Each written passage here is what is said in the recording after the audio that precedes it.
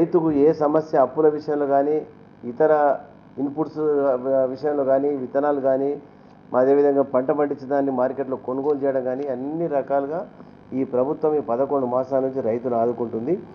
ఏదైతే ఇప్పుడు రాహుల్ గాంధీ గారు నిర్మల్కి వచ్చారో గతంలో మేము ఇచ్చింది మా కాన్స్టిట్యున్సీలో ఇప్పుడు లక్ష్మణ్ చంద ఒకటి కొల్టికల్ ఒకటి ఇద్దరు రైతులు ఆత్మహత్య చేసుకున్నట్టు నిర్ధారణ జరిగింది.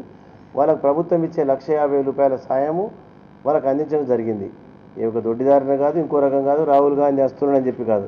మరి వాళ్ళ రాహుల్ గాంధీ గారు రావడము సరే నిర్మల్కి వచ్చినాడు. నిర్మల్కి వచ్చి డబ్బు అక్కడి 2 లక్షల రూపాయలు ఇచ్చినాడు. మేము అడుగుతున్నాము, నువ్వు కాంగ్రెస్ పార్టీ 10 సంవత్సరాల నుంచి ఇక్కడ పరిపాలన చేసినావు కాబట్టి ఇప్పుడు ఉన్నటువంటి పరిస్థితుల్లో తెలంగాణలో మీరు అందరు కూడా 600, 500 రైతులు ఆత్మహత్య చేసుకున్నాను.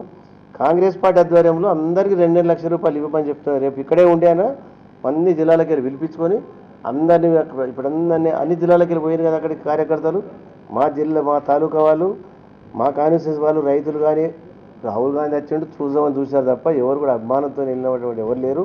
కేవలం ఇంపోర్టెడే బయటకు వెళ్ళి తెచ్చుకున్నటువంటి జనాలు తప్ప ఇంకక్కడ ఎవరు లేరు. మరి అందరికీ 2 లక్షల రూపాయలు ఇవ్వని మేము డిమాండ్ చేస్తున్నాం రాహుల్ గాంధీ గారిని.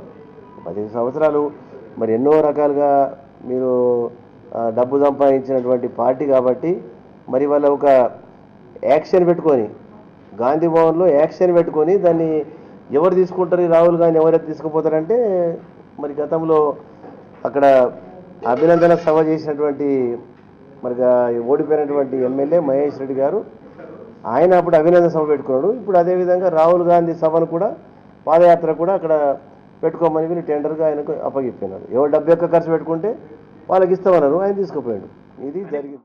ఆర్టీసీ కార్మికుల యొక్క ఫిట్మెంట్ ఏదైతే ఉందో ఇప్పుడు చరిత్రలో లేని విధంగా 44% పెంచాలని చెప్పి ప్రభుత్వం నిర్ణయించింది. ఈ జీత